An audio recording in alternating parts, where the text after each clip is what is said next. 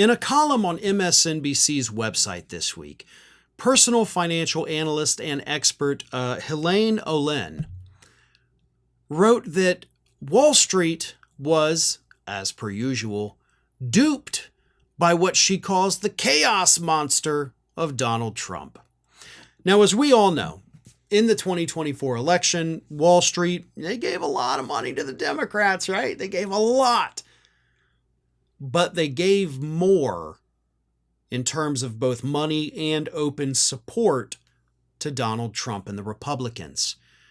Because they did that, as Olen writes, in the hopes that we would get deregulation, right? We're not going to have the government police looking over our shoulders. We can do some shady shit, let's get away with it. And of course, we're going to get those tax cuts, right? All of it they got. But they also got some of the worst economic numbers that they have seen in years. Here is what Olen writes. Wall Street reveled in Trump's promises of even more tax cuts and defanged regulators, not to mention making the world safe for saying all those politically incorrect thoughts about DEI. What could go wrong? Plenty, it turns out, she writes. Wall Street's enthusiasm for Donald Trump was always a triumph of hope over experience and evidence. True, absence makes the heart grow fonder, but there were signs everywhere long before Trump was elected that he was serious about tariffs, which Wall Street rationally or irrationally abhors, and other policies that have both roiled the markets and sparked warning signs in the economy since his inauguration. Trump's a chaos monster. He's embraced chaos as both an economic and governing strategy, which is a risky way to oversee the U.S. economy. We are, or were, considered a stable country where the rule of law is enforced fairly and consistently. Financial markets and businesses crave stability and predictability. They react poorly to chaos and political favoritism. And everything she has said is correct.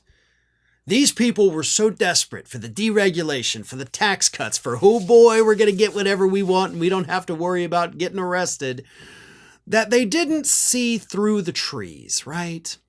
You didn't look at what happened the first time Trump was president. You didn't look at the policies he was telling you every day he was going to do, which you know will hurt you. You wanted the tax cuts and you wanted the deregulation, and that was all you heard, and you buried your heads in the sand, you supported the guy, and now you're getting screwed more than anybody else in the country so far. I say so far because the rest of us are going to get hit really hard through the ripples. But for now, y'all are feeling it harder than anybody else, and you deserve every second of it. But then Olen went and said something that I absolutely love. And I'll say I absolutely love it because it's what I've been saying for years. Here's what she wrote. 9 out of the last 10 recessions, including each of the last 5, have begun with a Republican sitting in the Oval Office. Even as inequality soared to near record levels, many of the wealthiest Americans, from Wall Street to Silicon Valley and everywhere in between, have insisted they were the true victims, lashing out at the Biden administration and complaining about any regulation or possible tax increase, which never came to fruition. These supposed financial experts let their greed blind them to the reality that always was and always will be Donald Trump. Again, all of it's true, but let's go back to that first statement.